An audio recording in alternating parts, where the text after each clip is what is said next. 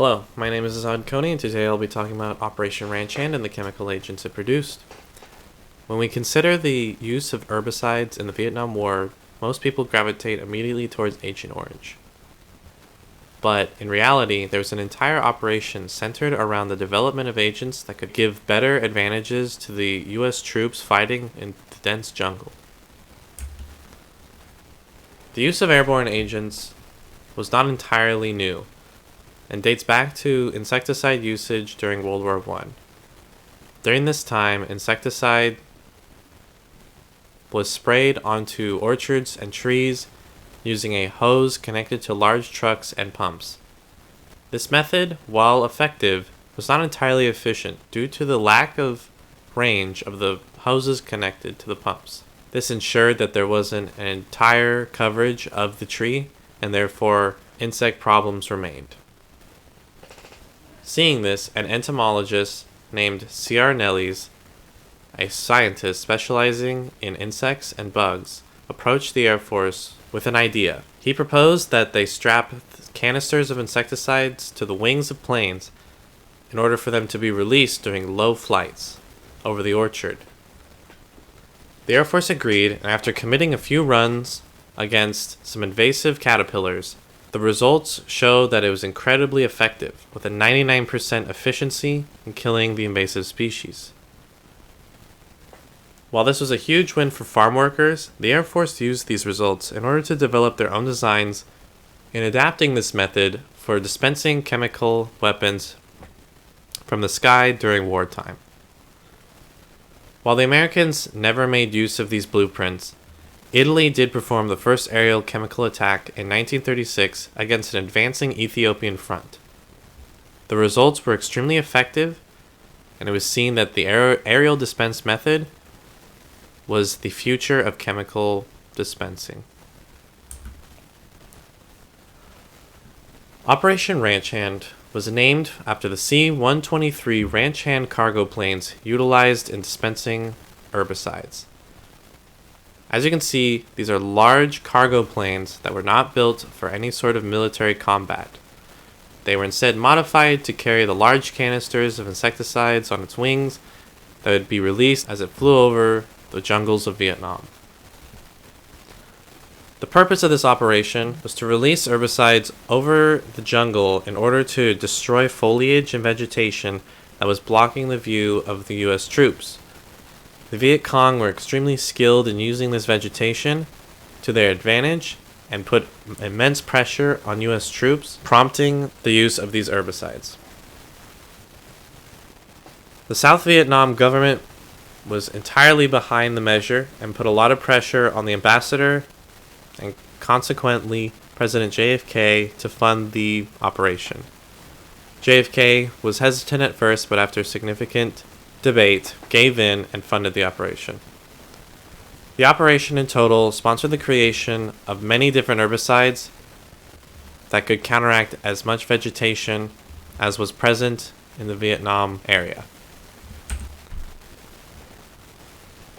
The first agents were Agent Green, Pink, and Purple. These were used from 1961, the beginning of Operation Ranch Hand, to 1965. They are very similar in structure to Agent Orange, and classified as a chlorophenoxy acid, which would act as a plant growth hormone. The hormone itself would cause the plants to grow extremely quickly and out of control, constricting its own nutrition source and choking itself from the inside. High doses that were exposed to humans could create symptoms such as weakness, headaches, dizziness, nausea, abdominal pain, myotonia, hypotension, renal and hepatic injury, delayed neuropathy, and cancer later in life. These issues were significant, but the chemicals themselves had a half-life, although it varied in certain environments. As development occurred, a new agent was introduced, Agent White, from 1966 to 1971. It was the second most used herbicide, right behind Agent Orange, and consisted of a 2,4-dichlorophenoxy acetic acid and picloram. The 2,4-D was a standard for weed repellent, and picloram acted again as a growth hormone that was more readily accepted by vegetation, and therefore more efficient than the previous agents.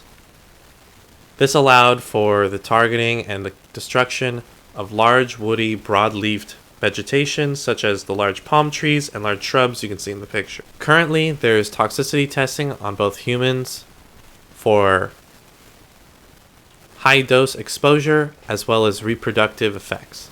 And currently, there is no conclusive evidence of significant toxic effects. This is in stark contrast to Agent Blue, which was used from 1962 to 1971. This was an arsenic-based acid, a cacodyllic acid, which means it had no half-life in the environment. So when it was dropped, it remained in the soil, in the vegetation, in the food, in the water, in the houses of the Vietnamese forever. It was extremely effective at the destruction of narrow-leaf plants, such as bamboo and grass, which was plentiful, and would destroy them within 6 to 24 hours. This was done by substituting for the phosphorus in biochemical processes and destroying the nutrient pathway. This is similar to arsenic poisoning in humans, which would include deactivation of the mitochondria through binding, essentially suffocating the subject from the inside out. Minor exposure also showed a loss of cognitive development in children that were born from those who had been in the area. Because of its lack of half-life in the environment, this agent still persists today and causes environmental issues. The politics behind this operation were steep. Initially, it was difficult to declare the positioning of the sprays, as it was difficult to locate the Viet Cong, as they were very blended in with the population of Vietnam and the jungle. Nevertheless, the US and the Vietnamese used the C-123 and helicopters to spray over large areas. While the US allowed for the use of 3 and eventually 4 C-123 ranch hand airplanes, eventually they would begin to provide chemicals covertly to the South Vietnamese government for them to spray in order to remove public pressure from themselves. The justification for these agents and their development was using a classic line that has been used throughout history when talking about chemical and biological warfare, and that is advantages outweighing disadvantages. It was known that there would be toxic byproducts and effects that could have poisoned not only the civilians of Vietnam, but the soldiers themselves. But it was justified in that the destruction of the foliage gave the US military such a significant advantage that they had to continue deploying the agents. According to higher-up military officials, this was highly successful in combat, and it gave the US the advantage it needed when fighting the Viet Cong. This, however, did not reflect in Congress. Both House of Representatives and Senate members called out the executive branch for using dirty tactics. Specifically, a Wisconsin Congressman, Kastenmeier, claimed that it was a large setback in U.S. chemical warfare standards, which had been, as both FDR and Eisenhower had said, America would not be using chemical weapons on their opponents until they had used them first. The fact that America had now begun as the aggressor with these chemical agents brought along a very high morality debate. Although they tried to redeem themselves by offering their services to local countries like Thailand to help their locust problem and secure their farms, the overall damage had already been done. In the aftermath, there was huge backlash from state officials as well as civilians. Vietnam was no stranger to being controversial. The war itself had been condemned by civilians and veterans alike, as it was seen as more of a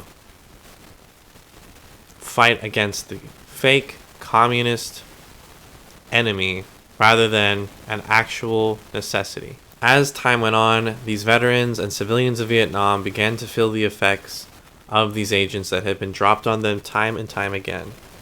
This led to many class action lawsuits being put forth, not only against the government of the United States, but Monsanto and Dow Chemicals, who provided most of the chemicals used in creating these agents.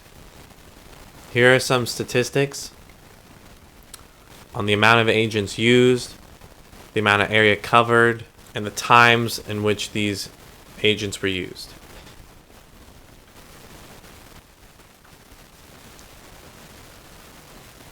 As you can see, the table showing from 1962 to 1964 shows only about 2 million pounds of active ingredient being used.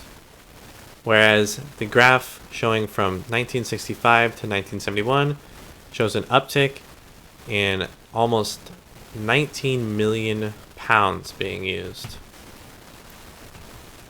The acreage maxed out at around 1.5 million for the years of 1967, 1968, and 1969, which at the time were using Agent Orange, Agent White, and Agent Blue, the most toxic of the agents. Although these agents may have provided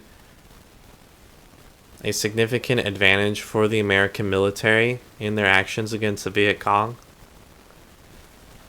the impact on not only the environment, but the people involved in Vietnam, most of which who did not want to be there, is significant and shows that this was an oversight on the part of the executive branch.